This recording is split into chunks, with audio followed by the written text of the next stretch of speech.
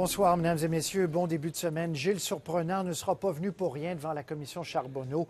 L'ingénieur de la Ville à la retraite a continué aujourd'hui à décrire à quel point lui, mais aussi d'autres fonctionnaires à tous les échelons, avaient mis en place un système de corruption qui a coûté très cher aux Montréalais. Isabelle, au deuxième jour de son témoignage, l'ingénieur Surprenant nous a dit, entre autres, qu'il a joué au golf. Il a mis la table avec ça ce matin, avec le parrain lui-même.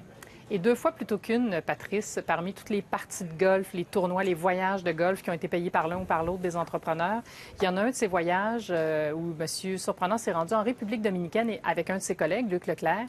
Et quand ils sont arrivés à l'aéroport, M. Surprenant a reconnu Vito Rizzuto lui-même, qui faisait partie de ce voyage-là.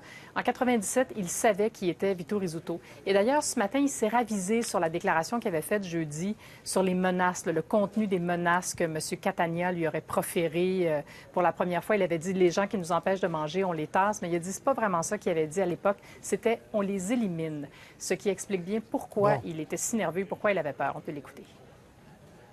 J'avais peur des conséquences. Et puis, je dois avouer honnêtement que depuis ces années-là, j'ai toujours pas mal vécu dans des conditions, dans des contraintes, je dirais, de crainte.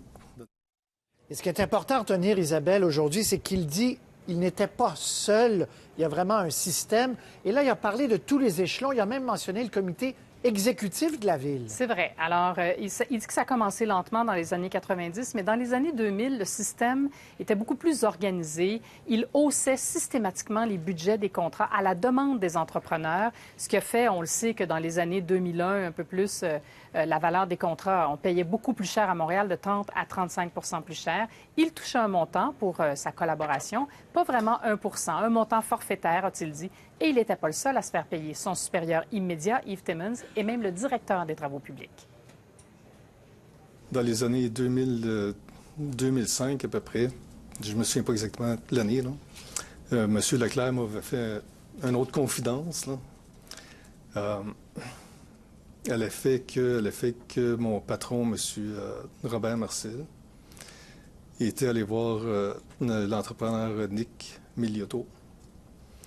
Et il lui a dit, là, ça fait assez longtemps que Leclerc et Surprenant collectent, que là, c'est à mon tour.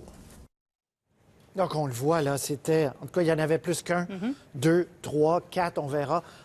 Il confirme, en tout cas, dans les grandes lignes, le témoignage de Lino Zambito. Oui, sur les aspects les plus anecdotiques, les cadeaux, les voyages, mais aussi sur les aspects très sérieux, c'est-à-dire qu'il y avait une ristourne de 2,5 à la mafia et une ristourne de 3 et il dit, M. Surprenant, au comité exécutif. M. Zambito parlait du Parti Union à Montréal. M. Surprenant était très précis au comité exécutif. Isabelle, on se retrouve à 18h30 avec de larges extraits aujourd'hui de M. Surprenant et ça vaut la peine. Il y a plein de détails intéressants. Vraiment, c'est à nous dresser les cheveux sur la tête certaines fois. À tout à l'heure. À tout à l'heure. Au revoir.